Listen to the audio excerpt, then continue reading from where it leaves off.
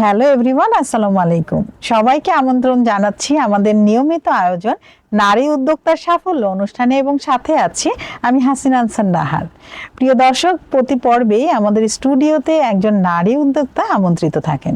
আজকে আমাদের স্টুডিওতে আমন্ত্রিত আছেন রুবিনা বেগম। পুরো অনুষ্ঠান জুড়েই রুবিনা বেগম আমাদের সাথে থাকবেন এবং তার আজকে জানা অজানা সকল তথ্য আমরা জানবো। তিনি কিভাবে একজন সফল নারী উদ্যোক্তা হয়ে উঠলেন সেই গল্পটাও আমরা তার কাছ থেকে শুনবো। চলুন দর্শক, আমরা চলে যাই রুবিনা আপুর কাছে। কেমন আছেন আপু? হ্যাঁ, আমি খুবই ভালো আছি, কারণ রুবিনা আপু আমাদের সাথে আছে এবং রুবিনা আপুকে মাশাআল্লাহ অনেক প্রিটি লাগছে, তাই না দর্শক? আচ্ছা রুবিনা আপু, আপনি তো অনেক কিছু নিয়ে কাজ করছেন, যেমন আপনি ব্যাগ, শাড়ি, বিছানার চাদর, কুর্তি, মোস্ট পপুলার হচ্ছে আপনার ড্রেস। আর আপনার উদ্যোগের নাম এবং আপনার পরিচয় আমাদের দর্শকদের যদি একটু বলতেন। আসসালামু আলাইকুম, আমি রুবিনা। মূলত আমার পেজের আমি 2020 থেকে বিজনেস শুরু করি। এর আগে আমি একজন টিচার ছিলাম। তো আমার পেজের নাম হলো অঙ্গনা বাংলা। আর অঙ্গনা বাংলার মূলত অঙ্গনা থেকে, অঙ্গনা মানে মেয়ে, সেখান থেকে আমি যে একটা বাংলাদেশের মেয়ে, বাংলা মানে বাংলাদেশকে বুঝিয়েছেন। বাংলাদেশের মেয়ে, যেটা সব বাংলাদেশি মেয়েদের থাকে, একটা নিজের স্বপ্ন থাকতে হবে। যখন আমি টিচার ছিলাম, তারপরে হাই রিস্ক প্রেগনেন্সির জন্য আমার ওই প্রফেশন থেকে আমার লিভ দিতে হয়েছিল। তখন আমি যে কিছু একটা করতে চেয়েছি, পরে এটা আর কি অঙ্গনা বাংলা শুরু করেছি। যে বাংলাদেশের ম্যাক্সিমাম মেয়েদেরই এই একই কাহিনী, ফ্যামিলি, নিজের মাতৃত্ব, এইসব কারণে আর কি নিজের আইডেন্টিটি হারিয়ে যেতে থাকে। তখন আমি জানলাম যে এই বাংলাদেশের মেয়েদের যেটা কাহিনী, সেটা নিয়েই আমার পেজের মূলত নাম। এটা চমৎকার চমৎকার আপনার শুরুটা।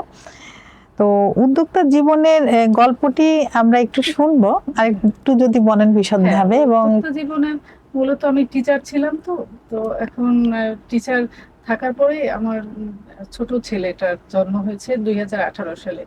তখন ওই প্রথম দিকে আমার একটু প্রেগনেন্সির 3 মাসের হাই রিস্ক প্রেগনেন্সির জন্য আমি পুরো চাকরিটা ছেড়ে দিতে হয়। তখন প্রথমে তো ওই ডেলিভারি পর্যন্ত, আমার বাচ্চা আসার পর্যন্ত আমি ওইভাবেই ওটা নিয়ে চিন্তেছিলাম। পরে বাচ্চা আসার পরে তখন আমার মনে হয়েছে যে আমি কিছু করতেছি না, খুব আবার পোস্টপার্টাম ডিপ্রেশন ছিল, খুব খারাপ লাগছিল। কিছু একটা করতে হবেই আমার, যাই হোক বাচ্চা থাকুক। তখন এরকম করতে করতে যে না কি করতে পারি, কিন্তু 2টা বাচ্চা হয়ে গেছে, এখন তো আর কোনোভাবেই কিছুই আর বাইরে থেকে করা যাবে না। তখন দেখলাম যে আমি অনলাইন থেকে, যখন ফেসবুক মূলত থাকতাম, বিভিন্ন ভাবে বিভিন্ন গ্রুপের পোস্টার আসতো, তখন মনে হলো যে না, এভাবে তো আমি কিছু একটা শুরু করতে পারি।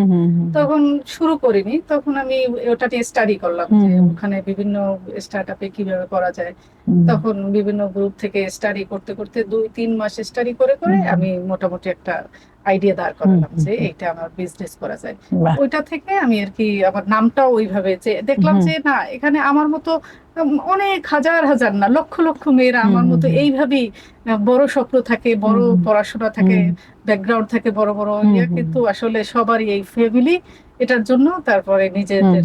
তখন দেখলাম যে না, আমি এইভাবে আমি শুরু করতে। তারপরে আমি শুরু করলাম এই যে এইটা করলাম, কারণ যে ড্রেসটা করলে হয় কি, যে আমার নিজেরও একটু মানে আইডিয়াটা আপনারই নিজের ছিল, নিজেরই নেওয়া। মানে আমি একটু ছোটবেলা থেকেই ড্রেসের প্রতি একটু ফ্যাসিনেটেড ছিলাম, যে আমার একটু চুজি ছিলাম বেশি, যে এইটা থেকে আমি মনে হয় সর্বোচ্চটা দিতে পারবো, যেটা আমি বেশি পছন্দ করি। তো এই যে নারী উদ্যোক্তা হিসেবে এতগুলো কাজ করছেন, নিশ্চয়ই বাধার সম্মুখীন হয়েছেন।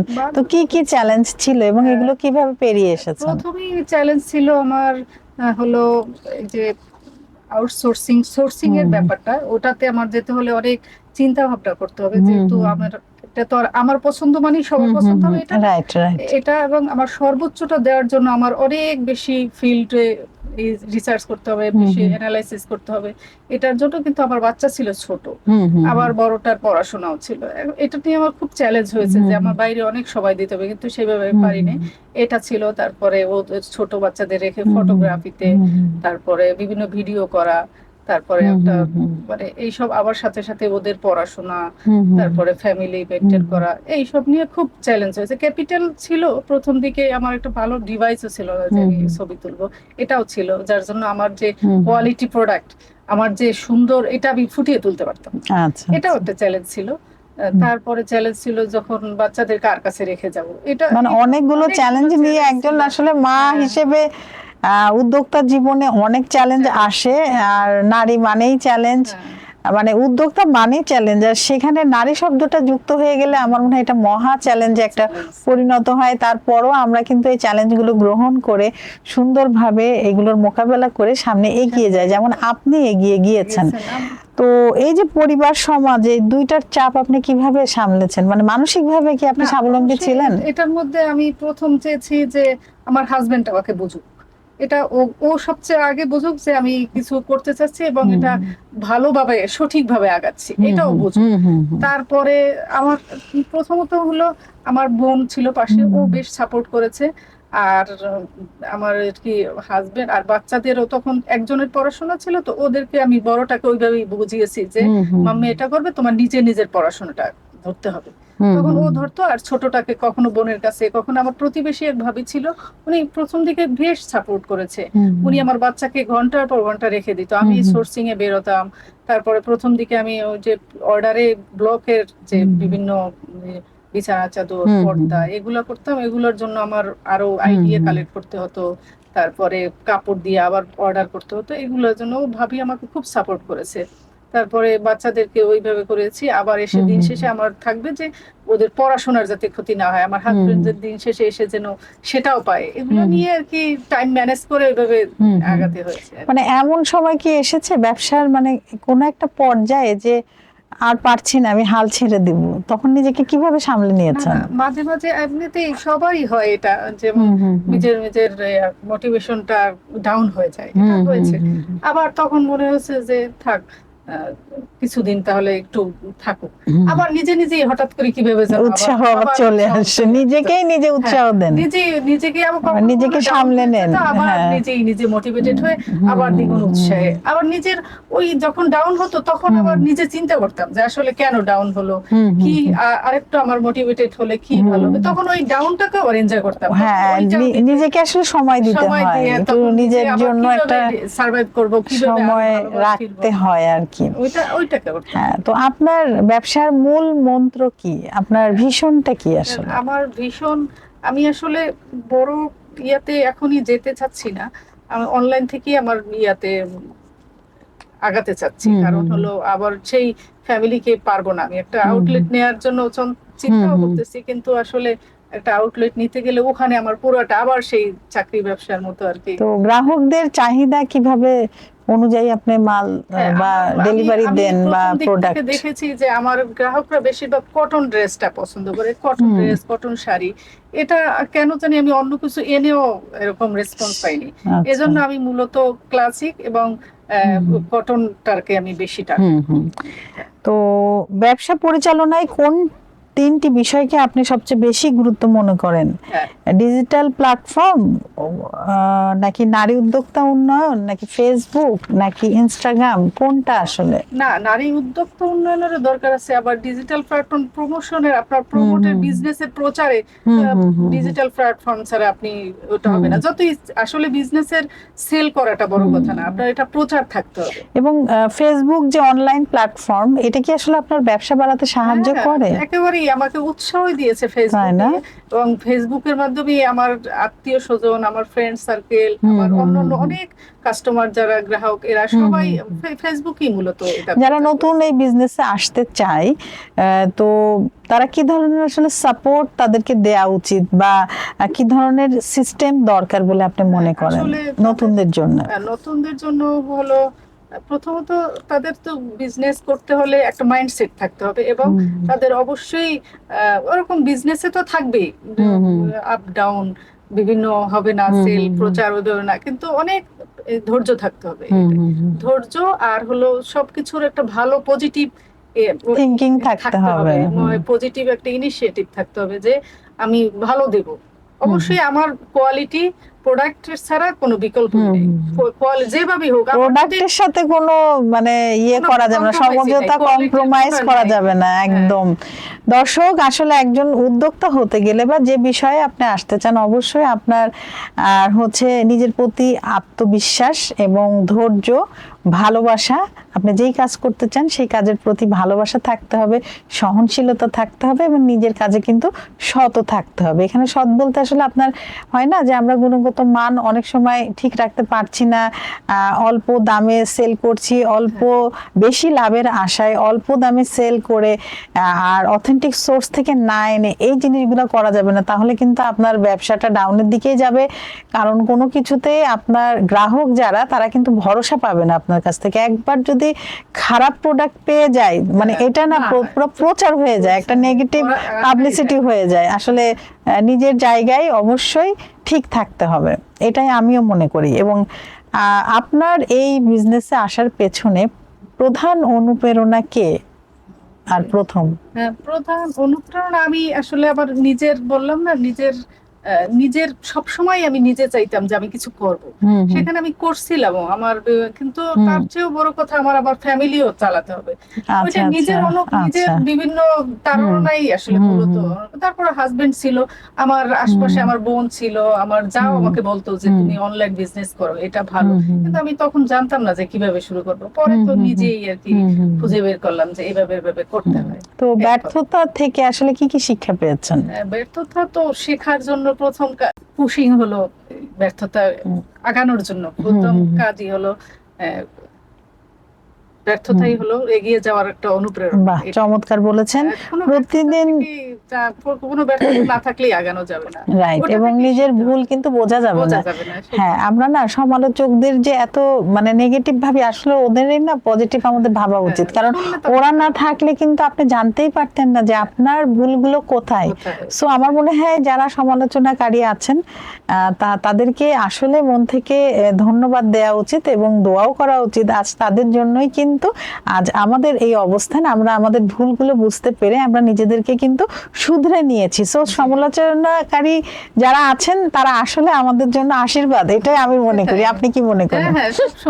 হ্যাঁ, আমি এটা শুনতে খারাপ লাগে তখন না, কিন্তু পরে চিন্তা করেন এই ভুলগুলো কে ধরিয়ে দিত, তারা যদি না ধরাতো, আপনি কতটা সাবধানী হয়ে গিয়েছেন, তাই না, তাদের জন্য। তো এটা আপনার জীবনের জন্য দরকার আছে সমালোচনাকারী, এবং আমি তো বলি আশীর্বাদ। তো প্রতিদিন নিজেকে আসলে মোটিভেটেড রাখতে কি করেন? মোটিভেটেড রাখতে হবে যে এটা বিজনেসটা আমার জন্য ভালো, কিন্তু খারাপ জীবনে সবকিছুই ভালো খারাপ এটা মিলিয়ে হয়। তো এটা তো একটা বয়সে এসে পজিটিভ একটা থিংক রাখেন, হ্যাঁ, ভালো খারাপ হবেই, এটাই স্বাভাবিক। আবার চিন্তা করি যে ভালোটা আবার কিভাবে ভালোটা, হ্যাঁ, কেন পজিটিভ হলো, কেন নেগেটিভ হলো, আরো পজিটিভ কিভাবে করা যায়, এই নেগেটিভিটিটা দূর কিভাবে করা যায়। বিজনেসে আসার আগে খুব একটা বুঝতাম না যে লাইফে ওটা তো প্রতিটা স্টেপে আপনি আপনার ভুলগুলো বুঝছেন, অর্জনগুলো। নেগেটিভিটিটাকেও এনজয় করি যে না, এটা দরকার আছে, না হলে তো পরিশুদ্ধ হওয়া যায় না। হ্যাঁ, তো আপনার হচ্ছে সবচেয়ে বড় অর্জন কি? আমার অর্জন, কাস্টমার একটা সব সময় বলে যে আপু আপনার ড্রেসের যতবার নিছি সব একটা জিনিস যে কমফোর্টেবল এবং কোয়ালিটি, মানে একেবারেই আরামদায়ক একদম পরে। হ্যাঁ, বুঝতে পেরেছি। হলো একেবারে আমি যখন কম দামের ড্রেস হয়, কম বেশি দাম সবগুলো, কিন্তু ওটারও একটা কোয়ালিটি থাকে। আমি নিজে কখনো আমার নিজের ভালো লাগা সবচেয়ে যে কোয়ালিটির ব্যাপারে আমি আমার এটা দেই যে কোয়ালিটি একটু কমটা হলেও যেন কোয়ালিটি থাকে, কম দামিটা হলেও কোয়ালিটি মেনটেন করতে হবে। ওইটা সবাই আপু আপনার এটা দেখে আপনার এই ড্রেস, সব ড্রেসই নিয়েছি, কখনোই এভাবে হয় নাই যে আপনার কোনো খারাপ অথবা আরাম হয় না, কম দামিটা নিছি সেটারও একটা ইয়ে আছে। তো গ্রাহকের যে প্রতিক্রিয়া সেটা আসলে আপনার জন্য মানে কি ইয়ে করে, মানে এটা কি পজিটিভ হয়? ভুল তো হবেই, মানুষের 5 বছর ধরে মানে আপনার ব্যবসায় কি পরিবর্তন আনে গ্রাহকের প্রতিক্রিয়া? যেমন আগে প্রথম দিকে আমার যখন সোর্সিং এ যেতাম, ওরা যখন সাপ্লাইয়ার, ওরা ড্রেস চেক করে এনে দিত না, ওইটা আমি অনেক সময় ফটোগ্রাফি করতে গেলেও খুব একটা নজরে আসতো না। তখন দেখা গেল যে খুব একটা সময় সমস্যা থাকে, একটু জায়গায় ছেঁড়া থাকে, এগুলা আপু আসলে এরকম হয়ে গেছে, তখন আমি বলি যে আপু এটা তোমরা রিটার্ন দাও। তো হুম। এরা আসলে আমি খেয়াল করি না, গ্রাহকরা বলে যে আপু হুম চেক হুম করে দিবেন হুম এরকম। হুম ওইগুলো ওদের বলার জন্য, হুম তাদের হুম। বলার জন্যই আমি এখন অ্যালার্ট আরো, যে এটা আবার তো দেখলাম ভালো না, জি, ছবি প্রতিক্রিয়াগুলো তোলার ভালো, সময় আবার দেওয়ার সময় আরেকবার খুব ভালোভাবে চেক করে চেক করে দেন। হ্যাঁ। তো আপনার পক্ষ থেকে নারী উদ্যোক্তাদের জন্য বিশেষ 3টি বার্তা কি কি? হ্যাঁ, 3টি বার্তা হলো নিজের একটা ভালো থাকতে হবে, পজিটিভ হুম যেটা, হুম আর ধৈর্য থাকতে হবে, আর হুম কাস্টমারদের কথা শুনতে হবে। হুম হুম এই 3টা। আর মানুষের বিজনেসে তো আপস ডাউন এসব হুম থাকবে, হুম হুম। এসব মানিয়ে নেওয়ার চেষ্টা করবে। আচ্ছা, তো আপনার ভবিষ্যৎ পরিকল্পনা কি?